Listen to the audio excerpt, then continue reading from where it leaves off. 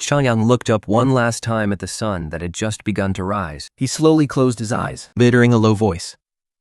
I am the 7th emperor, also known as Zhangyang. I cannot become a king, and I cannot face the sun. The next moment, a blinding light erupted from within Zhangyang's body. It spread at an incredible speed, consuming the entire world in an instant. An endless mist of green light dyed the world in a sea of emerald. If a fleshworm ghost had a color, it would surely be green. The sheer power shattered nearly half the continent. No one knows if there is any other fleshworm ghost of ghost venerable rank in this realm. Fleshworm ghosts are just the lowliest creatures among the first-tier ghost tribes, completely ignored by everyone. But this was perhaps the first fleshworm ghost in these seas to ascend to ghost venerable rank. At nearly the same time, countless pillars reaching toward the heavens filled the sky. They came roaring in from the distance.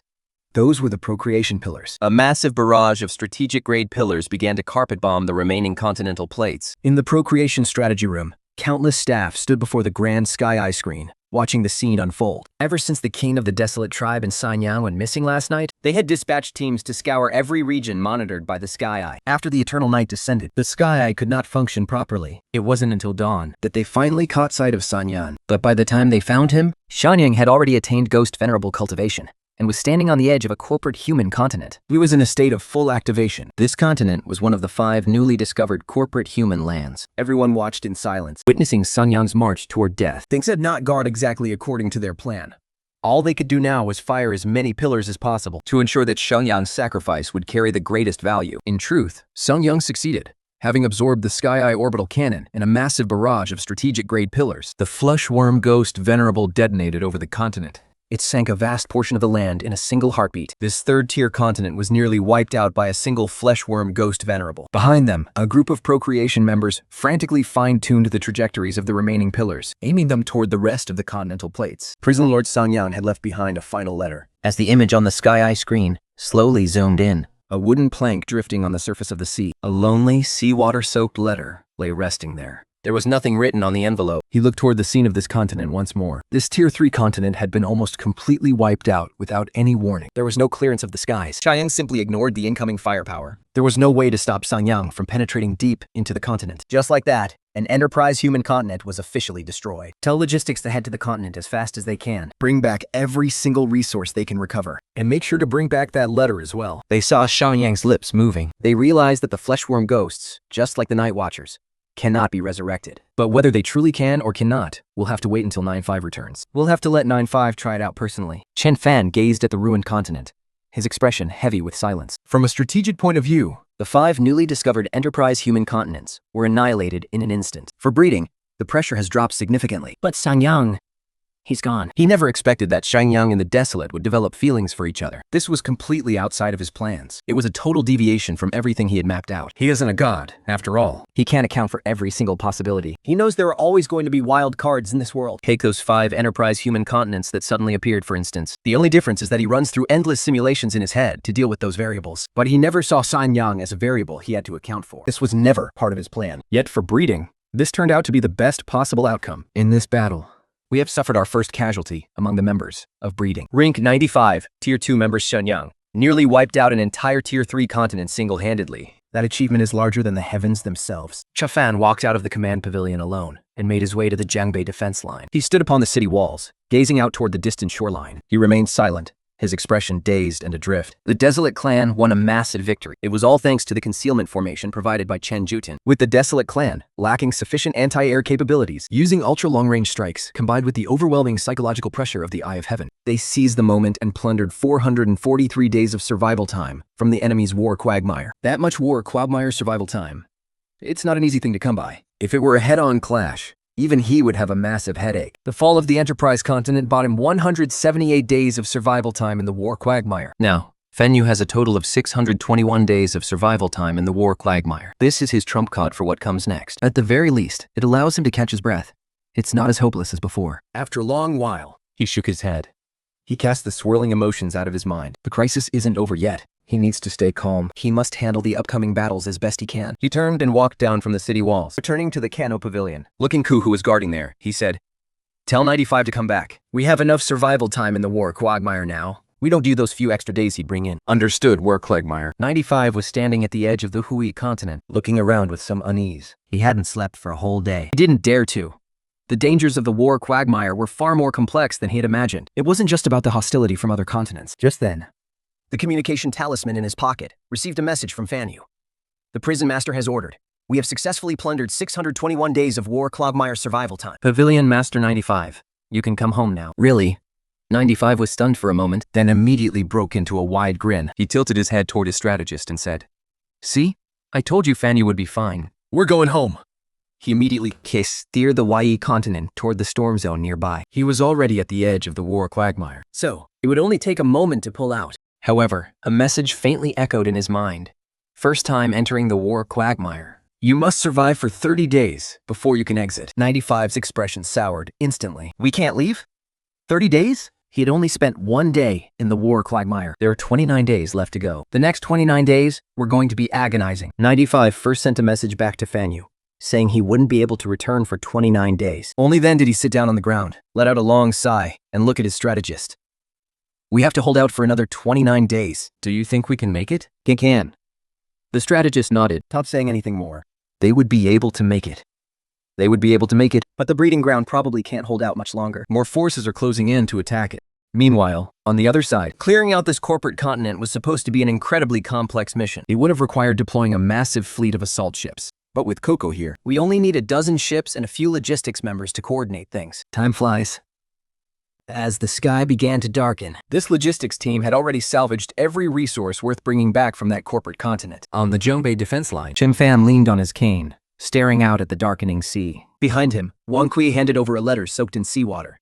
"My lord," he said, "this is the letter Sun Yang left behind. I am the 7th sovereign, also known as Shangyan. The Desolate calls me the 7th sovereign. Number 95 calls me Sun Yang. I am a fleshworm ghost, the lowliest kind among all ghost creatures. When I first awakened my consciousness, it was the rainy season. The wind was howling, the rain was pouring. I and the other fleshworm ghosts were swept up by the gale, hurtling toward the mountainside one after another. I watched as countless companions exploded on impact. Their green gore splattered everywhere. They seemed to have no intelligence at all. They were laughing and giggling until, just before hitting the mountain, their eyes filled with sheer terror. They were afraid.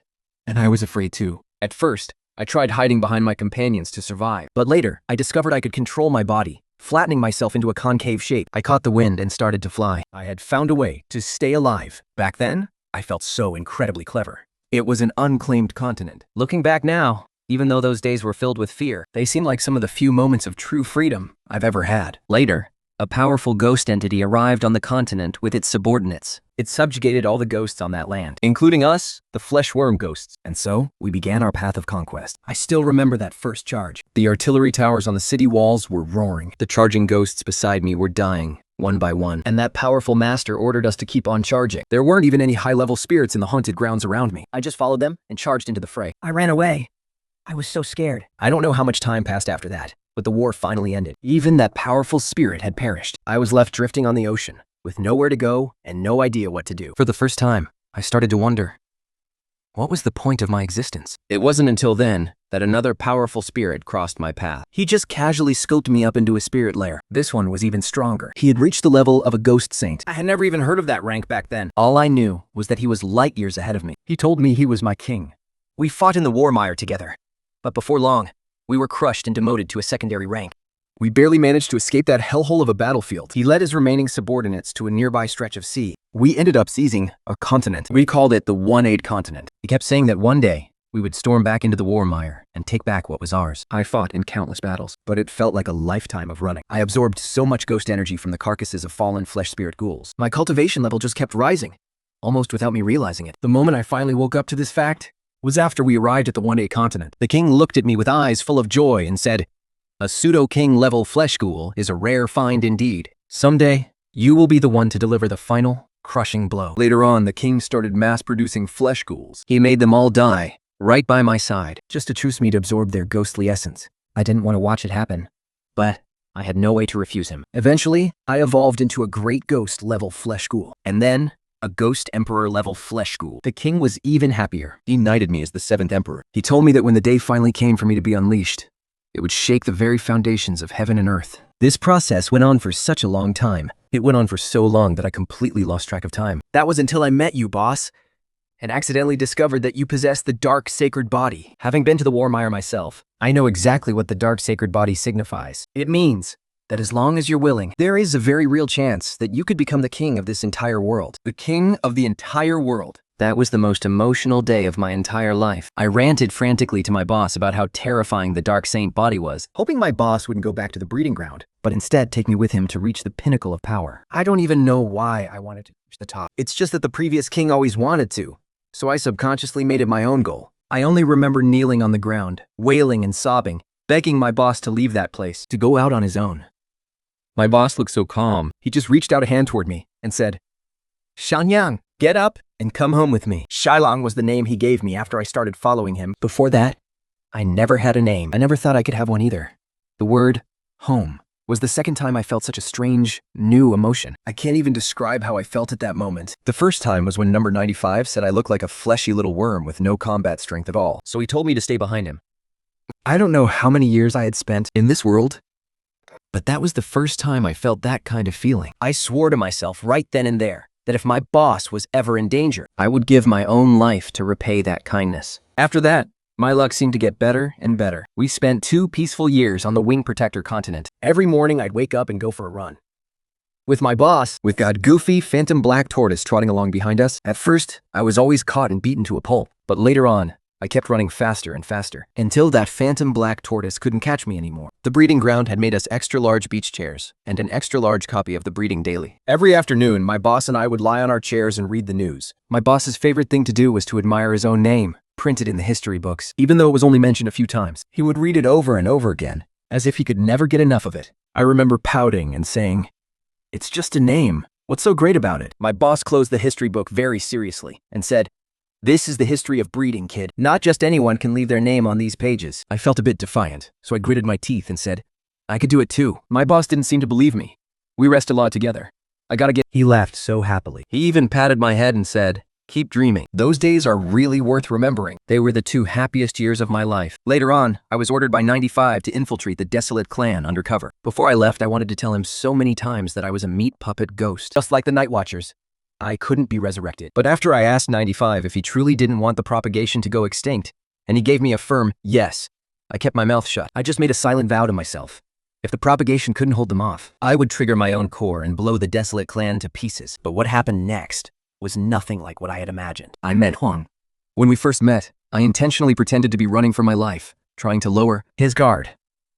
And when Huang attacked, the hostility that was originally in his eyes suddenly softened the moment he realized I was a ghost emperor's meat puppet. That night, Huang and I drank a lot of wine. He said that for a meat puppet ghost to cultivate to the ghost emperor level is incredibly difficult. His dream was to become the king of the world, so that from then on, no one would ever be able to bully him again. I told Huang that my name was 7 Emperors. Maybe it was because he was drunk. A tipsy Huang told me that a meat puppet ghost shouldn't be defined by evil. We need to forge our own path. And then, later on, Huang first stood up against the propagation, then fell from his peak cultivation realm, took me along to fight for revenge, and then challenged the heavenly Tao ghost. On the verge of death and severely wounded, he was forced to fight 5 ghost kings at once. And he even managed to take them all down with him. But I didn't say a word. People were still whispering, "Can you believe that Thorn Ghost actually cultivated to the ghost sovereign level?" I really wanted to snap back at them. Huang was a ghost saint long ago. He only dropped to a ghost sovereign because his race declined. Still, I didn't say anything. I heard them saying they wanted to turn Zhang Huang into a specimen, to be put on display somewhere after they established the human kingdom in the world beyond, for everyone to admire.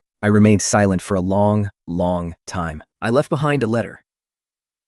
I thought, the time has come. Huang should never be turned into a specimen. 95 once told me that a person's death is like a period at the end of a sentence, and a period only makes for a perfect ending if it's placed in the right spot. Maybe today is the perfect time for that.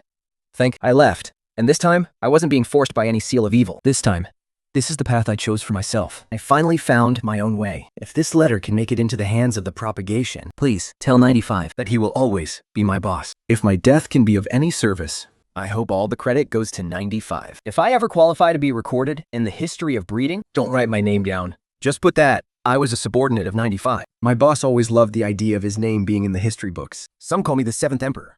Others call me Saiyan. I am the 7th Emperor, and I am also Xiongyan. But I could never become a king, and I could never be like the sun. I am nothing more than a slave as common and wild as weeds. Chen Fan stood silent for a long time after reading the letter. Only after a while did he tuck it away into his coat. Moments later, Chen Fan arrived at the war room. Wan Sui was standing before the grand screen, pointing at several continents that were closing in, mapping out a plan. Thanks to Chen Jiten's containment array, we successfully inherited the breeding capabilities of 95 secondary member, Xiaoyang, and then inherited another corporate continent. Right now, we are still facing 5 corporate continents. One of them is the very first one we encountered. The other 4 are new, though that first one has been stationary for a day or two. We aren't sure if something happened, or if they've figured something out. The other 4 corporate continents are still closing in. The closest one will be here in 4 days. The last one will arrive in 5. Wait. Wan's Wei expression suddenly shifted. Those 4 corporate continents have all stopped moving, and they did it almost at the exact same time. In just a split second, everyone in the war room turned grim.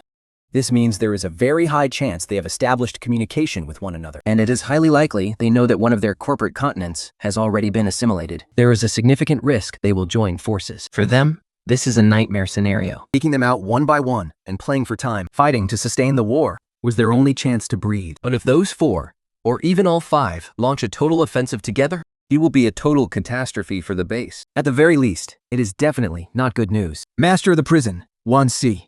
His voice sounded raspy. What do we do now? Chen Fan turned to look at him, but before he could even shake his head. Don't shake your head. Remember, we just plundered 621 days of survival time in the war mire. Nearly 2 years. We have a lot of buildings ready for an upgrade. If they want to take a break, let them. It actually gives us some time to digest everything we've gained from this haul. Once we've absorbed all this survival time, who ends up on top? It's still anyone's game. The core building of the nameless mountain town, the town pavilion, is currently at level 20. It sounds small. Just 1 day of surviving in the war mire to go from level 20 to 21. But to climb from level 21 to 27, you need 500 days. And to reach level 28, you need 1,000 days. Since Fan Yu now has 621 days of survival time, that means the highest building can be boosted all the way to level 27. A massive 7-level jump the moment he logged in. That's the greatest reward these 2 battles have brought to Fan Yu. So he stopped right there opposite Babu to think it over. Give him some time. Once he turns all these resources into real power, the scales of victory will finally start tipping in their direction. Without a second thought, he pushed the town pavilion straight to level 27 in one go. After weighing his options, he picked the most valuable formation, the Earth Dragon Array. It's a red-tier continental formation that boosts the continent's durability, even though he wasn't exactly sure what extra durability would do for it. None of the other formations were all that useful. Anyway, might as well go with this one. And honestly, it could come in handy. Like if you're totally out of ammo and just decide to ram them head on. After finishing the upgrade on the town pavilion, he walked over to the Jiangbei defense line and built a level 27 Sky Eye railgun. The only way to intercept a Sky Eye railgun is with another Sky Eye railgun. If the enemy continent's railgun is at a lower level than yours, they won't stand a chance of stopping your shot. This is a red-tier strategic defensive weapon. Once it lands on an enemy continent, it's basically game over. The scales of victory will tilt right toward you. After upgrading the rest of the buildings to level 27, Chen Fan stood on the Jiangbei defense line and finally let out a sigh of relief. At least now he didn't have to worry about the enemy's Sky Eye railgun. Just then, Wan Kui suddenly climbed up onto the city wall. He strode over. Prison Lord. These are the 3 dark tech orbs I found. While clearing out the ruins, Chen Fan took the 3 silver spheres from Wang Kui. Already had 7 left in his inventory. Adding these 3 was just enough to unlock the next level of dark tech. After handing over the orbs, Wang Kui continued his report. Cuckoo has already moved most of the loot into the warehouse. I personally sorted through and pulled out all the building blueprints. There's even more buried in the ruins of that continent. Wei Wei went out to hunt for treasures herself. Let's go. Chen Fan turned around immediately and headed toward the warehouse on Nameless Mountain. It was something he had specifically requested. He needed a few special structures unique to Tier 3 continents. Once a continent promotes to Tier 3, there's a chance that clearing out haunted houses will drop buildings you couldn't get before. Right now, he doesn't have a single exclusive building that a Tier 3 continent should have. Before leaving, he took another look at the Heavenly Eye screen deep within his soul. Those continents were all still parked in the same spot, not moving an inch. It looked like they were discussing their next move. Yes, that's exactly it. War is no joke. You can't be in a rush. Let them take their time and discuss it. Give them a bit more time so we can have a little discussion of his own too. And then when the time comes, everyone can sit down and have a nice little talk together. Everything is up for negotiation. On the other side, Xiao is standing in front of the Battle Pavilion's memorial wall, looking up at the position at the very front reserved for Zomo. He quietly lit 3 sticks of incense. It's been over a year since Jomo left. He has been the new pavilion master of the Battle Pavilion for over a year now. From the initial struggle to fit in, he's slowly gotten used to it. He originally thought the Battle Pavilion members would be resistant to him, but to his surprise, There was almost zero internal unrest within the pavilion. Only later did he realize how much they adored Zhou. But their way of showing that love wasn't by pushing out the new leader. Instead, they focused entirely on doing their jobs well for Zhou's sake, and making sure they didn't let Zhou's sacrifice go to waste. Sometimes, he subtly feels that the members of the battle pavilion are almost too sensible. So sensible that it actually leaves him feeling a bit at a loss. Right now, with the Great War raging, there isn't much for their pavilion to do, while almost every other department is running around like headless chickens. Their department continues to maintain internal order, just like always. According to the plan, their only role is to be responsible for evacuating the civilians alongside the discipline pavilion when the order for a full retreat is given. This has caused quite a bit of hidden resentment among many members of the battle pavilion. We want to contribute, too. They also want to do their part for the Great Breeding War, instead of just being useful when it's time to run away. But war is brutal. Incredibly so, especially the wars between Tier 3 continents. Using the Heavenly Pillar of Strategy is just the standard way of doing things. A single shot from the orbital railgun can vaporize an entire continent with weak defenses. Under this kind of power, human lives are worth less than weeds. At least weeds can create prime the wisps. Human lives are just a waste of food. Even if they wanted to contribute, there's simply nowhere for them to be of any use. Zhou stood before the memorial plaque for the deceased, looking at that face, so familiar yet now feeling like a stranger. He whispered, "I finally understand how you felt that day." He had thought we had let go of everything, and had fully accepted Zhou Yangye's heart. But after sitting in the position of Pavilion Master of the Battle Pavilion for a year, he found himself missing his old title, the old wildcat of Jiangbei. A long time ago, he roamed the world freely, uninhibited and wild, not like the man he is today. He lowered his gaze to the miniature King Feng sword floating before him. The blade hummed softly, as if its master were complaining that it hadn't been drawn in ages. It wasn't Zhou who was the first in Fanyu to promote to a level 20 dancer. It was Qian. He was also the first in Fanyu to reach the level of Dance King without relying on any outside help to temper his body. It's just that later, he grew indifferent to such things, and didn't announce his breakthrough to the public. He had watched Zhou train, as if his life depended on it. He knew Zhou desperately wanted that title of the first level 20 dancer in Fanyu, even though Zhou knew, and he knew that everyone else knew, that one extra level 20 dancer made almost zero difference to Fanyu. Yet, Zhou still did it, simply because it was the only thing he could do. Back when he was still the Vice Pavilion Master of the Battle Pavilion, he once saw Zhou, for the first time ever, go out of his way to dress up and tidy himself up. He said the prison master had invited him for a drink. When he returned, Zhou was a bit tipsy, but he kept muttering to himself about being the first level 20 dancer in Fanyu. For Zhou, this was his most prized bargaining chip. But in Fanyu, this chip was worth almost nothing. It wasn't even as valuable as the internal arrays recently developed by Chen Jutun, which contributed far more to Fanyu. And now, after Fanyu broke through to a level 3 continent and lifted the level 20 restriction, he had already reached level 21, a breakthrough of the second tier. He felt a qualitative shift in his strength. Although in the grand scale of war, it was still not enough to decide the outcome. The power of a cultivator is just too insignificant in the face of war. Husband? Just then, Young's voice came from behind him. He saw her standing cautiously at the entrance of the main hall, peeking her head inside, holding a wooden lunchbox that was still steaming. With a voice barely above a whisper, he said, "I made a new dish today. Try some." Q turned around to look at her. He walked over to Gang Yangye and smiled. He gently stroked her head, feeling her soft hair slip through his fingers. He and Gang Yangye were already married. There had been no wedding, no witnesses. There was no announcement to the world. The old model of Jiangbei title he once held hadn't been mentioned in a long time. Now, apart from the occasional youngster who might point at the history books and ask curiously who this old model of Jiangbei was, no one ever spoke of him anymore. And Deng Yanwei, once the sole heir of the Dongyang clan, and that family, which had once enjoyed a brief moment of glory in Jianan, had completely faded into the past. They had both been glorious once. Once, the affairs between them had kept all the major powers of Jiangbei and Jianan on edge. But now, no one cared about them anymore. Time moves forward. They were the relics of a bygone era. The new stars of the era were people like Wan Si and Chen Jutun. As for Taiyans, he hadn't left his quarters in a long, long time. No one knew exactly how long, only that it had been forever. Young Yang Yako had become much quieter than before. She just stayed by his side, quiet and peaceful. Every day, she tried to cook some new dishes. She said that made her feel truly happy. Occasionally, they would meet up with Diu.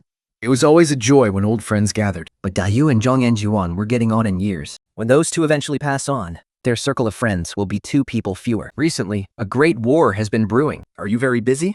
Yang Yang asked, tugging on Q's sleeve with a sense of dependence. She asked cautiously. Q saw the worry in Zhou Yangye's eyes. He gave a slightly helpless, gentle smile. Don't worry. I won't let anything happen to me. We aren't on the front lines anyway. Even if we wanted to go, we wouldn't have the chance. Zhang Yai let out a sigh of relief, but still feeling uneasy, she whispered. You still have to be extra careful. The previous pavilion master was the only one to die in battle. I don't want you to.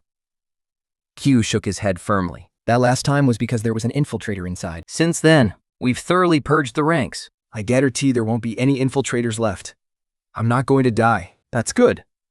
A smile reappeared on Tong Yangye's face. After glancing left and right to make sure no one was around, she tiptoed and caught Kia off guard with a kiss on his cheek. Then she scurried away toward the distance, as if she were fleeing. Her voice drifted back. I won't bother you anymore. I'll wait for you at home. Remember to bring the lunchbox back this time. I just bought it at the Fanchang market yesterday. I picked it out for such a long time, you know?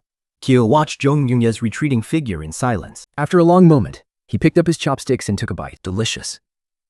A trace of tenderness inadvertently flashed in his eyes.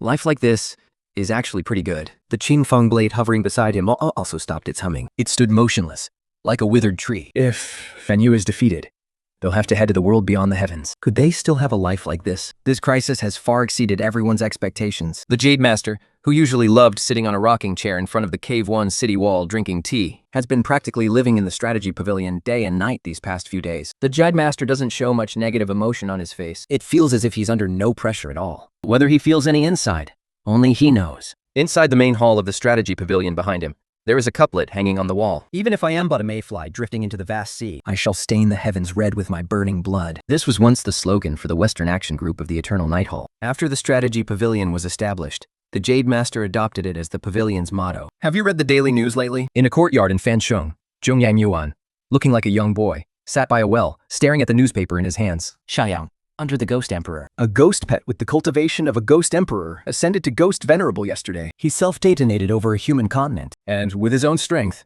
nearly destroyed an entire human continent. The Anai Daily gave this event massive coverage, even in the annals of Fan Yu history.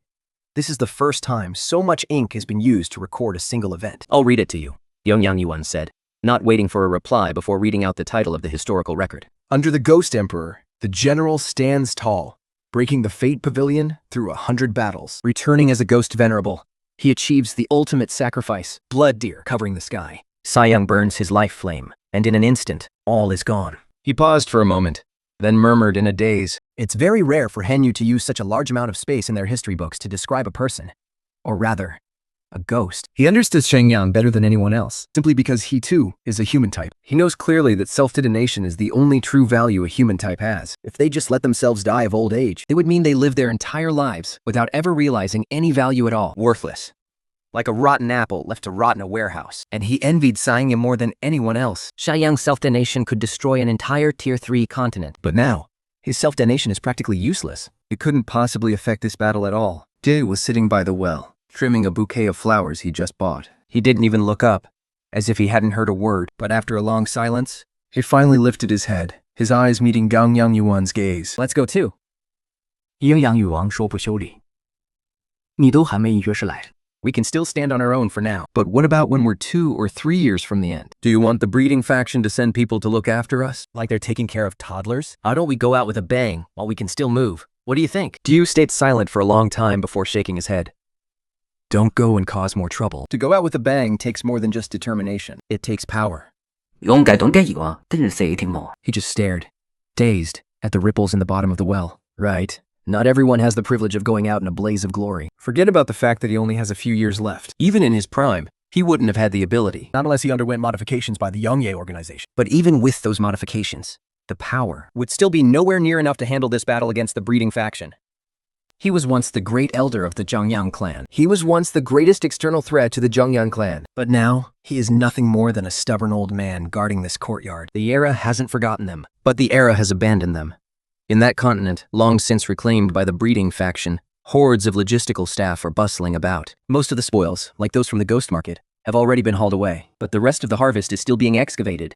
Wei Wei is leading Cuckoo, running around tirelessly. His treasure-hunting senses allow him to pinpoint hidden chambers the second he gets near. He runs over, and with one slap, bam, can even shatter the heavenly sky crest with a single strike. There isn't a barrier or array in existence that can stop him. So a hidden chamber like this? Don't even mention it. Then, Cuckoo swallows everything they find, and they're off to the next spot. The siblings work with incredible chemistry. Wei Wei is fully grown now, an adult sky-swallowing goose. But Cuckoo is still just a baby. Logically speaking, she couldn't keep up with her big brother's pace. But after that last trial, Cuckoo's stamina had increased significantly. Still, Wei Wei insisted on carrying her on his back. When he finally finished his evolution and came out of seclusion, he learned that he had forgotten Cuckoo, and left her all alone on 1/8 continent. And she had managed to cross the entire continent without a single drop of supplies. A wave of intense guilt made him cherish his little sister even more, even though she had gained a special ability as a blessing in disguise. What if something had gone wrong? What if Cuckoo hadn't been able to hold on? What if a ghost nest had landed right then and there? He would have been haunted by that guilt for the rest of his life. With Wei Wei's massive frame, it didn't look out of place at all to have little Cuckoo riding on his back. In fact, they looked perfectly in sync. She tossed and turned every now and then, looking quite content. Growling softly, Wei Wei, who was mid-sprint, gave a few low grunts. He muttered under his breath, asking if their mother's new baby had been in the womb for a little too long. How come it still hasn't been born? It didn't take nearly this long when Cuckoo was born, did it? It couldn't be that it knows the breeding war has started and is purposely avoiding the fight, right? Behind Nameless Mountain, in a beast-rearing shed, Big Croc and Little Croc were sleeping soundly, wrapped around each other. Every now and then, they'd let out a snore. Outside the shed, Mr. Na just stood there quietly, watching the scene. A smile touched the corners of his mouth, and he said nothing. Even though several years had passed, he still vividly remembered the days he spent in captivity. Big Croc and Little Croc would intentionally goof around every day to help him pass the time. Though, in truth, he hadn't really been bored. He had lived like that for many years. Of course, he also suspected those two weren't acting at all. That was just their natural personality. The least he could do was give them one final stroke of fortune within his power. The numerous affairs of the breeding program were too much for Chen Fan to handle alone. The entire breeding base had been mobilized. Everyone was busy working at their own stations. By the next day, Chen Fan was sitting at the desk in his own dining cave. He looked at the strange treasures and building blueprints spread out on the table. He had picked out these treasures from the warehouse last night. He wasn't quite sure what they did yet, but these building blueprints were all exclusive to level 3 continents. Practice is the only way to find the truth. You couldn't tell much just by looking at the blueprints. Effectively, since he couldn't see the effects at max level, Chen Fan crushed all the blueprints on his desk, walked out of the cave to the back of Nameless Mountain, and gave a slight wave of his hand. Countless white lines appeared out of thin air and quickly began to solidify. In one go, he leveled it up to 20. Building name: Abyss Fantation Base. Building grade: Purple, level 20. Effect: can extract the core essence of a continent and condense it into essence burials. When buried on any continent, it significantly reinforces the continent's integrity. Level 10 max effect: doubled extraction speed. Level 20 max effect: star level 2, tripled extraction speed. Chen Fan stood there, staring at the massive structure. It was a development-type building. If multiple Abyss Foundation bases operate simultaneously, they can rapidly drain a continent's essence and use it to empower the Eternal Night continent. It is a unique building exclusive to level 3 continents. Yet, he had never once detected such a building on any of the 5 major continents through his Eye of Heaven. The next building was also a development-type structure. Just as he was about to check it, the frantic voice suddenly rang in his ear. Lord of the prison, we have an emergency. Chen Fan rushed to the strategic command hall. By now, the hall was already packed with people. Everyone was staring at the massive Heaven's Eye screen. It was clearly visible that those 5 major continents were busy preparing. These continents had evidently coordinated with each other, starting to haul out their stockpiles of heaven-piercing pillars one by one, preparing to launch an all-out assault. Junfine quickly scanned the stockpiles of heaven-piercing pillars being brought out by each continent. At the same time, he was rapidly calculating the reserves of ghost stones and heaven-piercing pillars the Eternal Night continent had on hand. If nothing went wrong, the first wave would be a long-range bombardment, and it would be a coordinated long-range strike from 5 level 3 continents. The interception would be a true test of their resource reserves. As long as the resources held up, it could block anything. Gentlemen, the elderly man leading the first continent that arrived in this sea region stood before the big screen in the underground conference room. He looked toward the leaders of the other continents on the screen. His voice was raspy. I will reiterate the summary of the meeting one last time. First, along with our Santine continent, there was another level 3 ghost race continent that arrived in this sea area at the same time. However, there has been no sign of that continent. I have reason to suspect it has likely met its end. And that other major continent that arrived in this sea region with you all was annihilated in a very short time for reasons still unclear. It is highly probable that both continents fell at the hands of Chun Fan. To be safe, the 5 of us have decided to launch a total offensive together, as first is all dominated by our kind. I believe that no matter what frictions we have, what old grudges exist between us, all even minor disagreements on the battle plan, one thing is certain. Our common goal is to conquer the Heavens Judgment continent and to send to the world beyond the heavens. The proliferation strength might be far greater than we imagined, and they have already ascended to a level 3 continent. They've also managed to plunder enough survival time from those 2 continents to weather this war. We can no longer treat them like some weak, insignificant enemy. We have to go all out. Failure is not an option. And we need to be fast. And we can't give the proliferation any time to stabilize and entrench themselves. We can't afford to drag this out any longer. Otherwise, other factions might catch wind and show up in these waters too. Every leader here needs to bring out their ultimate strategic assets and heaven-reaching pillars right now. In 2 hours, we launch a full-scale, total coverage strike against the proliferation. We don't stop until they are wiped out or surrender, or until we've completely exhausted every last one of our strategic assets and pillars. On the screen, the leaders of the other 4 Enterprise continents nodded with grim, solemn expressions. None of them said a word, even though they were all night watchmen. The darkness within the leader of the Sangtan continent was noticeably pure. At this moment, this hastily formed alliance was already starting to lean toward following his lead. However, among these 4 people, one middle-aged man's eyes remained completely still. He looked entirely indifferent, almost as if he didn't care whether this alliance existed or not. Their 5 continents were all about equal in strength, at least on the surface, that is. But everyone knew that for an alliance to work, there had to be someone in charge. Thank you. Otherwise, they'd never be able to unleash the true power of the coalition. Yet, none of them were willing to submit to one another. After all, their continental strengths were the same. So, in the end, they just picked the leader of the Shintain continent. At the very least, that old guy's darkness concentration was objectively purer. Of course, that didn't mean the king of the Enterprise nation was set in stone. Once the proliferation was dealt with, they would settle things later.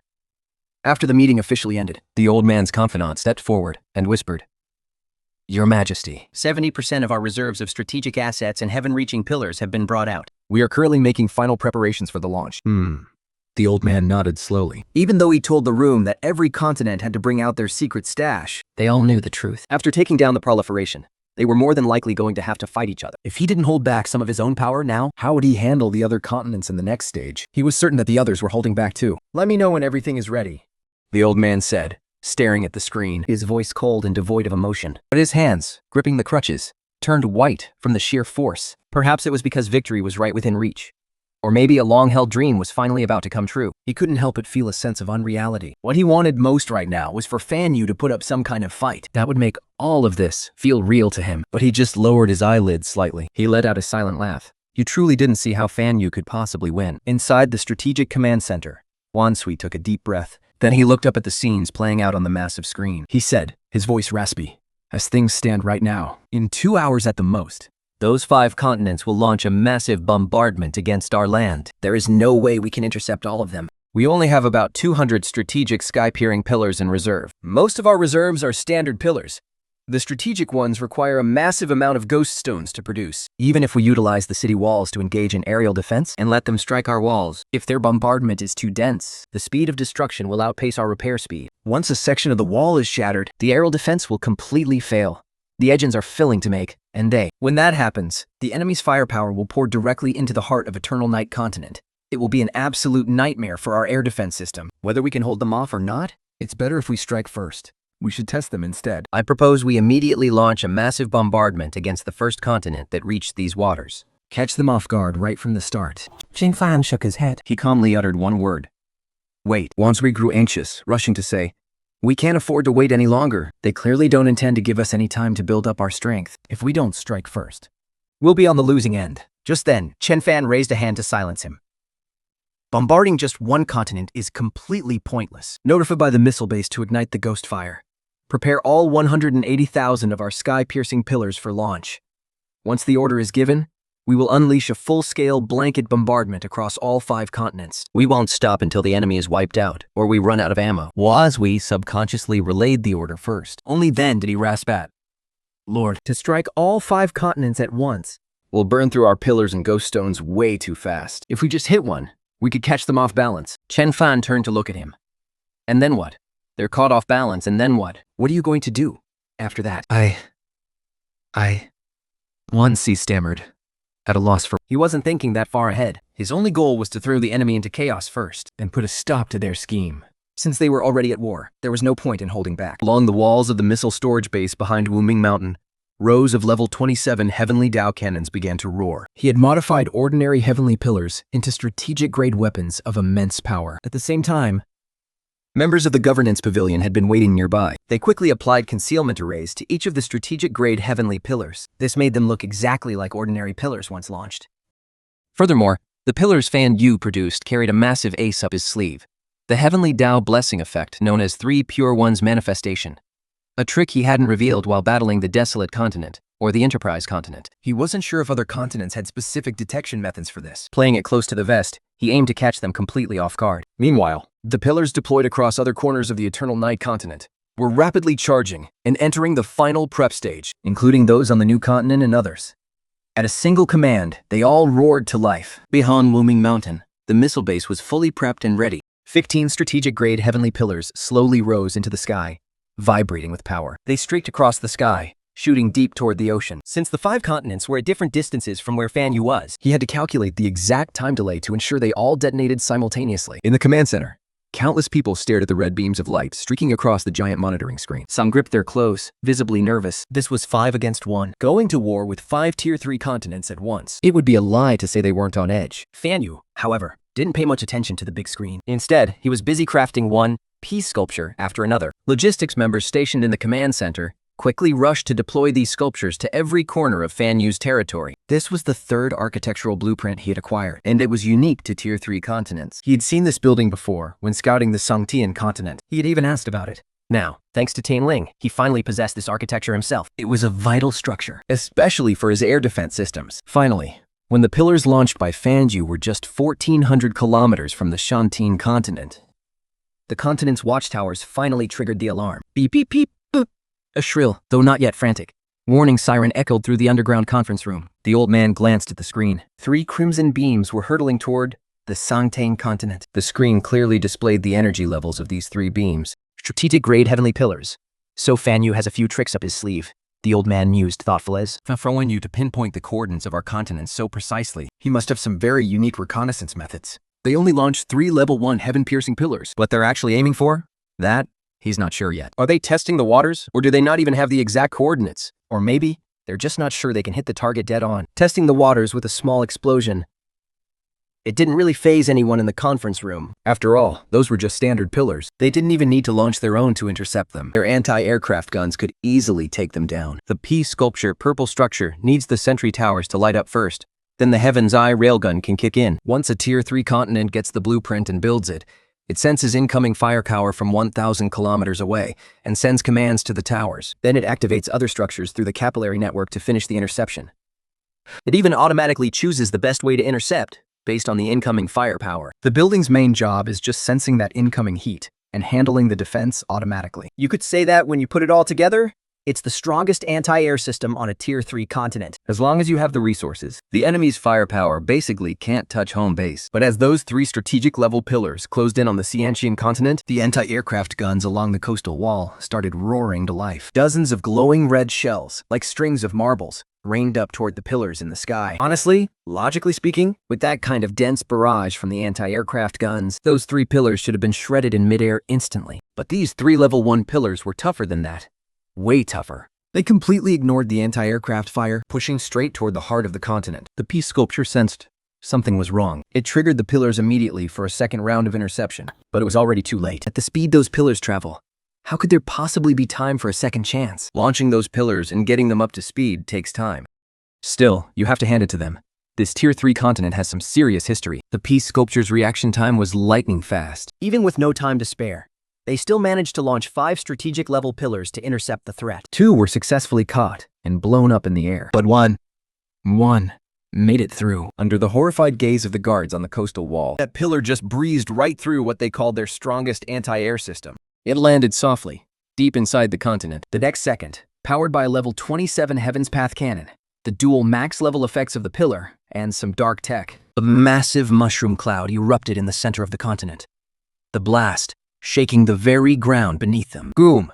The sound almost deafening. That was when it finally hit everyone. These weren't just some standard pillars. These were strategic-level pillars. Inside the staff room, Chen Fan stared calmly at the 5 images displayed on the giant Heaven's Eye screen. This is the footage from the Sky Eye, showing 5 continents being bombed simultaneously. 4 of the continents failed to immediately identify the true nature of the sky-piercing pillars. But one of them, the Enterprise continent, was the only one that chose to build the Heaven-Swallowing Soul Formation. The red Heaven-Swallowing Soul Formation can reduce the resource consumption of all buildings within its range by 5%. That's why he temporarily named this one the Heaven-Swallowing Continent. The moment the sky-peering pillars entered its detection range, the anti-aircraft cannons didn't even bother to activate. Several strategic-grade sky-piercing pillars were launched immediately, intercepting them with pinpoint precision. He's finding it hard to gauge the true limits of this continent. Through the reconnaissance of the Sky Eye, he saw this continent also has the Peace sculpture building, but it lacks the capillary network formation. Should he play it safe and use the pillars to intercept? Or can they see through the internal concealment formation? Looking at the footage of the heaven-swallowing continent, he sighed with a hint of regret. It's a shame the pillars can't be detonated. If they could, the chain reaction would have been massive. Still, this is a good result. We've destroyed a large number of their pillars. Just as he was about to order the second phase of the bombing campaign on the missile storage bases, Chen Fan suddenly spoke up, interrupting him. Skip the second, third, and fourth phases. Go straight to the final phase of the bombing. Focus primarily on the heaven-swallowing continent. I need to know if this continent is just lucky, or if they truly have the ability to distinguish the real from the fake. If they really possess that ability, then we cannot afford to stop our bombing and keep a constant watch on this continent's teleportation arrays and their other movements. Make sure they cannot spread this capability to the other continents. He immediately sensed that the turning point of this war rested entirely on this heaven-swallowing continent. By mixing the real and fake sky-piercing pillar reserves, as long as these continents don't have a massive stockpile of ghost stones, they will definitely be able to break through their air defense systems. But the moment all 5 of these continents gain the ability to discern the real from the fake, then there's no point in us fighting anymore. We might as well just pack up and run. We have to take down this heaven-swallowing continent immediately. Soon, the second wave of sky-piercing pillars began to ascend rapidly. This time, it wasn't 3 per continent. It was 100 per continent. 3 of them were strategic-grade sky-piercing pillars, and 97 were standard pillars. Chen Fan stared intensely at the screen, focusing all his attention on the heaven-swallowing continent. And sure enough, it happened. The Tunshin continent's air defense system was incredibly nimble, using anti-aircraft batteries to intercept those ordinary heaven-piercing pillars as they launched. The strategic heaven-piercing pillars launched by the breeding ground were intercepted with absolute precision. Not a single one leaked through. Not even one heaven-piercing pillar fell inside the Tuntian continent. The Tunshin continent truly has the ability to distinguish the real from the fake. He pulled a voice-transmitting talisman from his robe. He personally ordered the team leader of the missile reserve base, speaking softly, word by word. The other 4 continents are still using a mix of real and fake tactics. The Tuntian continent and the Fushi breeding ground have a maximum launch quota of 3,000 strategic heaven-piercing pillars. 2,000 are designated for the Tuntian continent. He took out the voice-transmitting talisman again to contact Yakyu, telling him that the post-war inspection work on the Franzu continent needed to be done as soon as possible. The front line is desperate for ghost stones. If the mix of real and fake strategy fails, it simply becomes a battle of attrition. It's a simple game of comparing who has more. If the Tuntian continent's reserve of strategic heaven-piercing pillars exceeds 6,000, then this war is essentially a defeat for the breeding ground. But if it's lower, then sorry, there's a way to play when things are fake, and a way to play when things are real. The strategic heaven-piercing pillars aimed at the Tuntian continent aren't just hidden. They've activated their full capabilities, and his strategic pillars pack an even greater punch. He has multiple methods to boost their power. If the enemy wants to intercept them, they have to launch even more pillars for repeated interception. Chen Fan then shifted most of his attention toward the Tuntian continent. He saw those 100 strategic heaven-piercing pillars successfully reach the skies above the Tuntian continent. Right as the enemy attempted to intercept them, just as the defensive force rose to meet them, the pillars suddenly split into 3. At that point, interception was impossible. But on the Sky Eye screen, he clearly saw a blinding, incredibly intense beam of light tear through the sky. That was the massive power of the Sky Eye Ghost Path, clearing away all the heaven-piercing pillars. His sneak attack was fruitless. Furthermore, nearly 100 strategic heaven-piercing pillars were launched in return, not to intercept, but heading straight for the breeding ground. Not bad, Chen Fan chuckled, a mix of helplessness and being laughed to anger. I finally met a real opponent today. The heaven-piercing pillars have always been the breeding ground's trump card. Yet today, under the bombardment of my real strategic pillars, the opponent still managed to find the spare capacity to strike back at my homeland. Their decision was actually correct. Interception always consumes more pillars than attacking does. I'm forced to intercept, wasting more of my pillars. The strikes against the Tuntian continent will inevitably be weaker. The person in charge of this continent makes much more decisive calls, and the strength of this continent is clearly greater than the others. Damn it all! Inside the underground conference room of the Shangting continent, an old man was staring at the screen with a grim, gloomy expression. 1,400 kilometers is the detection range of their continent's sentry towers. And right now, within this zone, thousands of crimson beams of light erupted from every corner, nearly swallowing the entire continent in darkness. The war has begun. The war has begun. This is the counterattack from the breeding ground. Even a cornered rabbit will fight back with its dying breath. He had never imagined the breeding ground wouldn't retaliate, but he never expected their counterattack to be this ferocious and bizarre. Detection. Energy intensity is a level 1 sky-piercing pillar. Detection. Energy intensity is a level 1 sky-piercing pillar. Nothing but level 1 sky-piercing pillars everywhere. That's the exact information the peace sculpture is feeding back. But the previous few explosions had already made him realize the peace sculpture's data was wrong. Or, to be more precise, the breeding ground has a way to mask the true energy intensity of its sky-piercing pillars. Right now, he can't even tell which of these pillars are the strategic ones, and which are just standard decoys. All he can do is keep launching his own strategic pillars into the sky, one after another, starting a desperate, indiscriminate interception. However, the vast majority of these incoming pillars are just standard ones. The resource exchange between both sides is completely lopsided. For the breeding ground, serving up high-grade pillars takes a bit of effort. But these E-grade pillars, they can churn out a new batch in just a day or two. He watches, practically helpless, as the strategic pillar reserve counter for the Inksen continent in the bottom right corner of the screen plummets. He can't afford this war of attrition. The Xinjiang continent is suffering a brutal counterattack from the breeding ground. Requesting support. Requesting support. A new assistant in the corner is frantically using a transmission talisman to contact the other 5 continents, but there's been nothing but silence in return. The next moment, a response finally comes through. It's a panicked, desperate roar. We're under attack by the breeding ground too. To be precise, everyone is. The breeding ground launched a simultaneous counterattack on all 5 continents at once. They know the exact coordinates of every single one of our continents. And on the Sky Eye screen inside the breeding ground's strategy room, the scene is even more vivid. Countless dense, crimson beams of light are rising from every corner of the Eternal Night continent, thundering toward all 5 continents. There's no pause, no let-up. As soon as the first wave of pillars clears the sky, the second wave is already launching simultaneously. Regarding this war, and that specific continent capable of detecting the truth of the breeding ground's pillars, and even having the capacity to fight back, Sun Fan gave his answer. Destroy them all, at this very moment. Hanyu has only one mission. Take all the sky-piercing pillars, the ghost stones, and every single bit of strategic reserve they've stockpiled, and throw it all. Everything. Even if we go down in defeat, we leave absolutely no resources behind for the enemy to seize. Chen Fan stood before the massive Sky Eye screen. He stared at the scene unfolding before him, his expression cold and unreadable. That Shantian continent had already started fleeing in the opposite direction, but it was all a futile effort. He didn't even bother ordering a strike on the continent's propulsion systems. It was pointless. His heaven-piercing pillars had a range of 1,700,000 kilometers. There was no way they could escape that reach, whether they tried to run or not. They were destined to face the baptism of fire from the Fanyu heaven-piercing pillars. A moment later, Chen Fan whispered softly.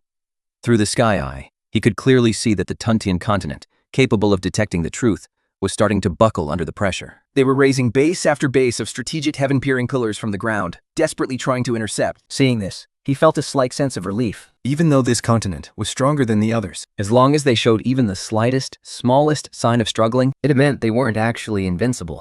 At the very least, it wasn't a dimensional level strike against Fanyu. That meant there was a real chance of victory. He glanced at the bottom right corner at the reserve count of Fanyu heaven-piercing pillars and the exact number of ghost stones. They were being consumed rapidly, pouring away like water. Then Yud had never burned through ghost stones at such a frantic pace. With the Sky Eye screen, he could see the data in real time, and the sight actually made his heart ache. He had spent so long saving up this fortune, and now he was dumping it all out at once. But ache as he might, his hands would never hesitate. War is, after all, a battle of resources. Beside the prison master, Thingweb was perched with quick, urgent strides. The raiding team sent to the Huang Clan continent has returned. They brought back a massive haul of ghost stones. We don't have an exact count yet, but Wang Kui is already leading the team to tally them up quickly. And they're being hauled straight to the missile reserve base, ready to be deployed at a moment's notice. Ji Fan let out a long breath. Kan Hu continued his rapid report. With the shattering of the fallen sky vault, massive amount of ghost mine veins have formed on the Eternal Night continent. Because the vault shattered so late. Even though the Pavilion Guard organized plenty of men to mine it, the yields haven't been great. The first batch of extracted ghost stones is already being consolidated and shipped to Nameless Mountain via the Fanyu high-speed rail. The specific amount is 149,200,000,000 ghost stones. Xinguan nodded again. These are all the defenses of Fanyu. He has no idea what's happening on those continents, but he knows that Fanyu is real. They're pulling out every last resource they have to fight this war. This is likely the final battle of his life. Lose, and it's game over. Win, and we keep moving forward. Chen Fan gazed at the massive screen, now almost entirely stained red by the starlight beams, and whispered to himself. Right now, he feels like a small fry betting his entire life savings against the main forces. Let's just see who has more ammunition. Launch! Launch it all! The team leader at the missile reserve base held the Fanyu banner high above his head. He roared, his voice hoarse and raw. With every order given, hundreds of heaven-piercing pillars soared into the sky. For years, the number of Fanyu's heaven-peering pillars has only ever increased. never decreased. But today, they are laying it all on the line, exhausting every single resource they have, praying only for peace in the world, praying only for the safety and prosperity of Fanyu. His eyes were bloodshot as he stared at those pillars rising into the sky. Sitting in this position, he knows better than anyone else that once these pillars are spent, if the war is still not won, then Fanyu will face total annihilation. This is an unfair fight. Fanyu has only just been promoted to a level 3 continent. They haven't even set foot in the war-torn quagmire yet. They shouldn't be under siege by a group of level 3 continents. But in this world, there is rarely any fairness to be found. Mommy! Look, those are the heaven-piercing pillars. In Fanqing, a child excitedly tugged at their mother's sleeve, watching the pillars rise into the sky with pure thrill, their voice filled with excitement. The child kept pulling on the mother's clothes. It had been years since the girl last saw the pillars launch into the air. Seeing them again now, naturally, she was thrilled. Yeah, the mother replied with a distracted, forced agreement. She pulled the child into her arms, huddling in the corner of their courtyard. She looked up at the endless stream of pillars rising into the sky. Her body trembled slightly, and her eyes were filled with nothing but terror. She's the Naut. She knows what this really means. He knew all too well what it meant for so many sky-peering pillars to rise into the air. War is back. And he knew even better what they would face if Fanyu fell to defeat. What would become of them all? The markets in Fan City are closed for business today. Everyone is standing still, looking up at the countless sky-piercing pillars hovering in the sky. And this scene isn't just happening in Fanyu. You can see these pillars rising from every corner of the Eternal Night continent. Based on the daily reports, everyone knows a brutal uphill battle is about to begin for Fanyu. And as those pillars soar into the clouds, they are sending a clear message to everyone. This war has begun. At a ghost mine on the shore, dozens of men are frantically swinging picks forged from imperial scripture to hack away at the rocks. Every now and then, someone glances up at the pillars rising in the distance. They don't linger for long. They just dig even harder. They understand that every extra ghost stone they mine right now is one more piece of ammunition for the front lines. It's one more percentage point of hope for victory, and one more chance for their wives and children to survive. Everyone shares the same goal. Fanyu cannot fall. The Eternal Night continent cannot perish. They don't want to die. We can't escape, Your Majesty. We have nowhere to run. Inside an underground meeting room on the heaven-facing continent, a panicked aide is screaming at the top of his lungs. They've locked onto our coordinates. There's nowhere to hide. We can't escape this. Just then, boom! A sky-piercing pillar breaks through the blockade and crashes into the land right above them. It was a strategic class pillar, perfectly placed. The massive shockwave sent dust raining down into the meeting room. If it had been just a little bit closer, everyone in this room would have been wiped out instantly. A moment later, the old man's communication device rings, and a middle-aged man's voice comes through. The voice is terrifyingly calm. Stop running. You can't get away.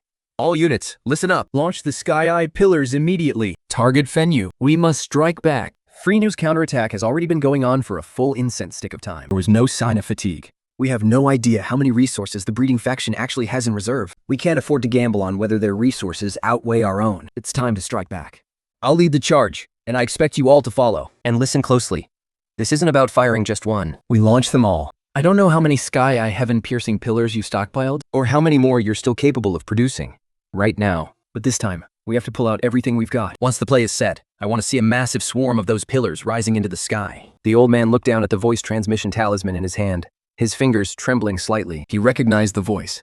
It belonged to one of the leaders overseeing the other 4 continents of the Enterprise. In a meeting, not long ago, he had made a strong impression on him. There was an air of calm confidence about him. Perhaps it was that steady, composed voice that brought him a sense of peace. It finally clicked for him. His continent isn't the only one under fire from the breeding faction's bombardment. There are 5 of them. How could the breeding faction possibly have more resources than all 5 continents combined? The old man took a deep breath and finally replied to Baixi. Initiate the Sky-Eye heaven-piercing pillars. For now, activate Sky-Eye pillars numbered 4 through 10. Their continent had more than 7 in reserve. They had 13 in total, but these things are incredibly expensive to build. Each pillar is a specialized vessel for the Sky-Eye orbital cannon. The ultimate trump card they've been hoarding. Pillars 1 through 7 were the ones their continent stocked up on shortly after they ascended to a level 3 continent. Back then, the Sky-Eye orbital cannon was only at level 20. They were old inventory. Clearing out the stock, BC. On the giant Sky-Eye screen inside the breeding faction's command chamber, Champfan watched clearly as, one by one, even taller pillars on these continents shed their camouflage, shifting into firing position. Each pillar was branded with the massive characters for Sky-Eye. Although the distance was far beyond the detection range of his sentry towers and peace sculptures, and he didn't know the exact energy level of these pillars, he could easily guess it was off the charts. They're finally fired up. Champfan whispered, gazing at the scene on the screen.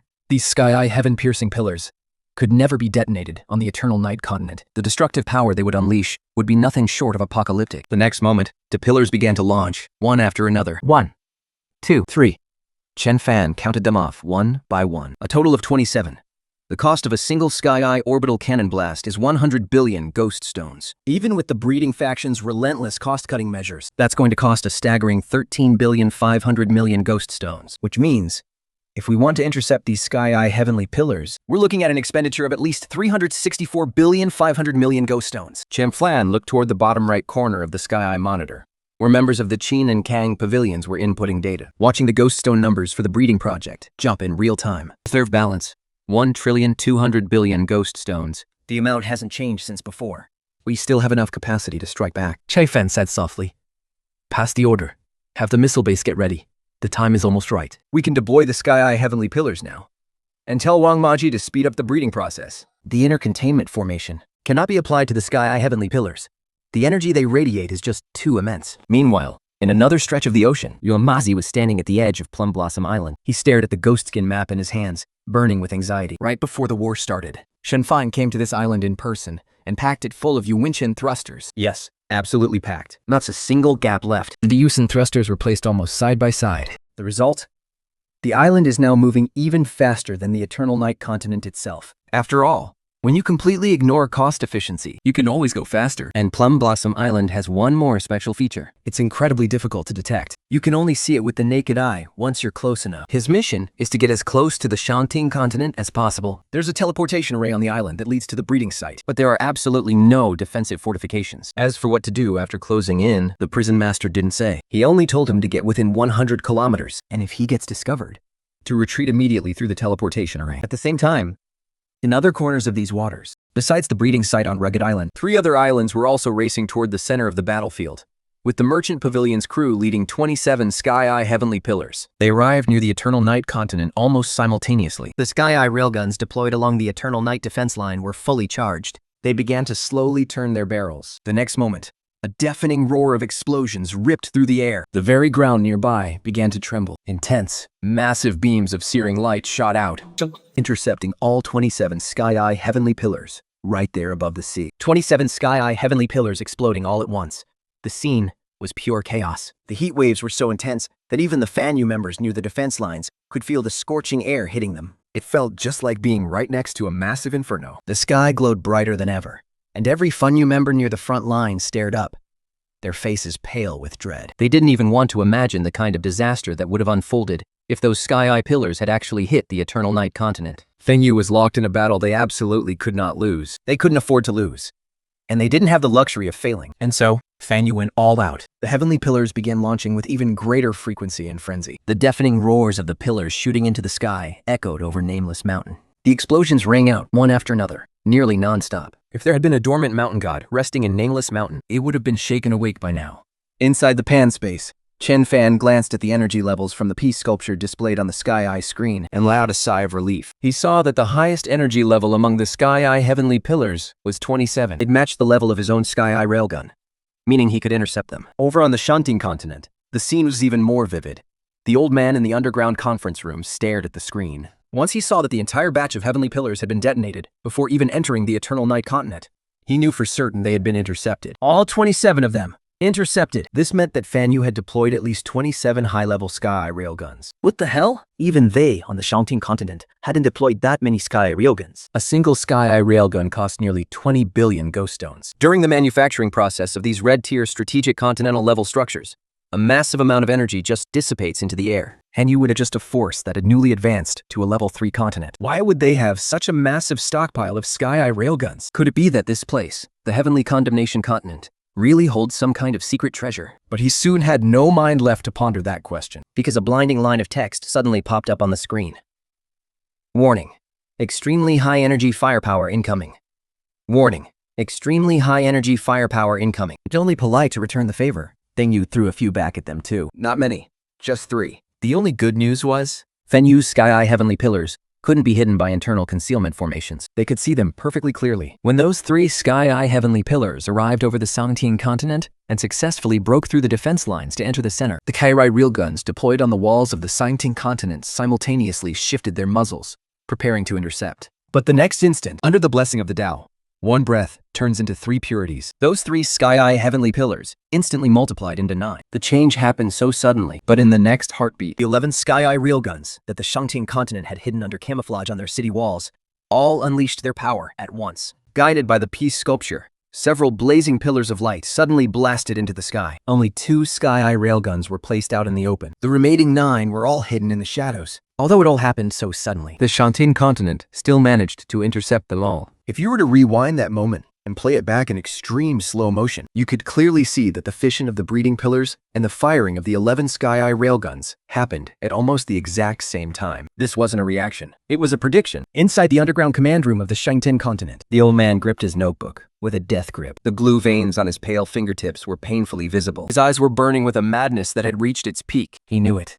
He had known all along that the breeding faction possessed a way to split their heaven-piercing pillars into 3. He didn't know where this power came from, Whether it was a dark tech blessing from some heavenly Tao, or a gift from a rare island, but he was certain they had it. Since they did, he couldn't truly believe they had only fired 3 sky-eye pillars. He couldn't afford to gamble. He couldn't afford to risk whether those 3 pillars would split or not. If they really did split, the impact on their homeland would be a total catastrophe. That's why he activated all his sky railguns, even if it meant burning through a massive stockpile of ghost stones. Looking at it now, he had made the right call.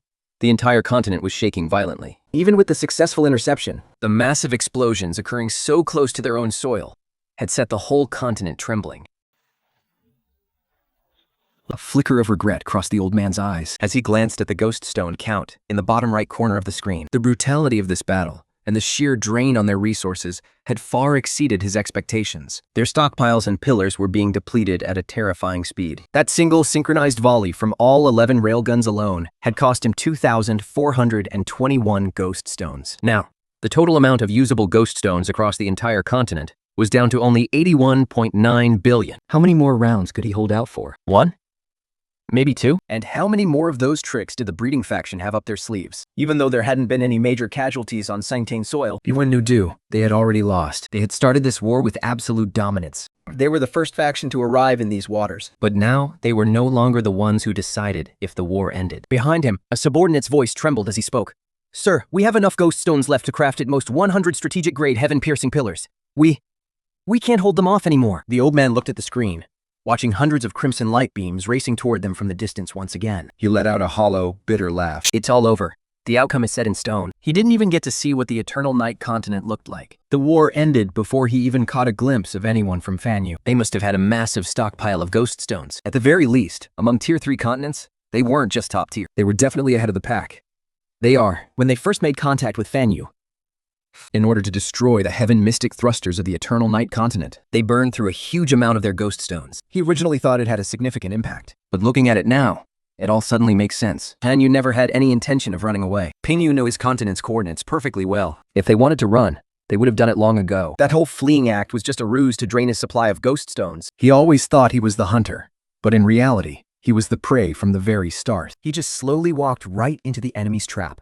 Now he's completely out of ammunition and supplies. He wants to fight to the death. He wants to die defending his homeland like a true hero, but he doesn't even know how to put up a fight anymore. In a battle of this magnitude, even if your body is surging with dark energy and you can unleash a burst of raw power, it's all meaningless. Hundreds of crimson beams arrived right on schedule.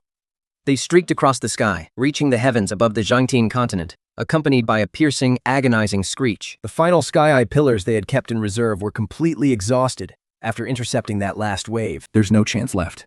The ghost stones are gone. The sky pillars they spent years stockpiling are depleted. Now, their last sliver of hope is the 5 remaining sky-eye pillars in the strategic reserve depot. But everyone knows the truth. Those 5 pillars won't change a thing. The next moment, hundreds of crimson beams appeared on the screen again. It's Hanyu's sky pillars, coming for them once more. Not even 10 seconds have passed since the last wave. Then you won't even give them a chance to catch their breath. The sky pillars are crashing down like a relentless, violent storm. They don't know how many of those are strategic pillars and how many are just standard ones, but they know they have absolutely nothing left. No pillars, no ghost stones to stop them. We were wrong. We were wrong about everything. We were wrong.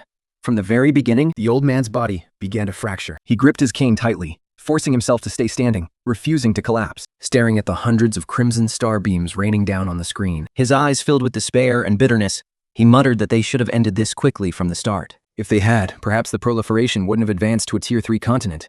nor attained its current strength. And they certainly wouldn't have had the time to scavenge and survive in this war-torn quagmire. Furthermore, they shouldn't have wasted so many spirit stones trying to destroy the proliferation's deep sky thrusters. They had been played for fools.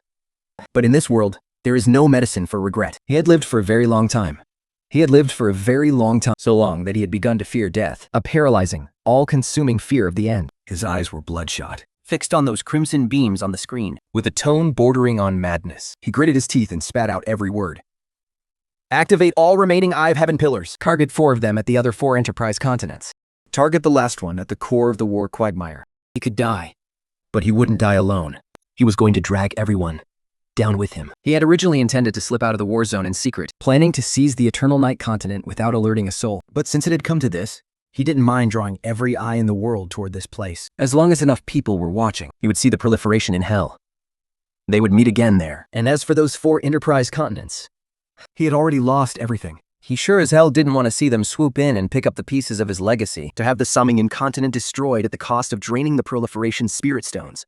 Only to call that a victory? He wanted everyone to lose. The next moment, the last 5 Eye of Heaven pillars on the Shanteen continent rose from every corner of the land, accelerating rapidly. They brushed right past the hundreds of pillars raining down from the proliferation, and streaked off in different directions. The old man descended to the ground via the basket. He looked out at the devastation. The once great city was now nothing but ruins. They hadn't managed to block the previous wave of pillars. He stood there, looking up as the pillars arriving over the continent began to split into even more, crashing down from the 9 heavens. Stumbling, he hurled his cane aside with all his might. He threw his arms open, his eyes burning with bloodshot rage, and let out a hysterical, earth-shattering roar. Come on then, bring it on. Then you. I'll be waiting for you in hell. We'll see each other in hell soon enough. He wanted to say more, but the missiles, filling the entire sky, without a single shred of air defense fire to stop them, loomed across this continent like the most magnificent fireworks imaginable.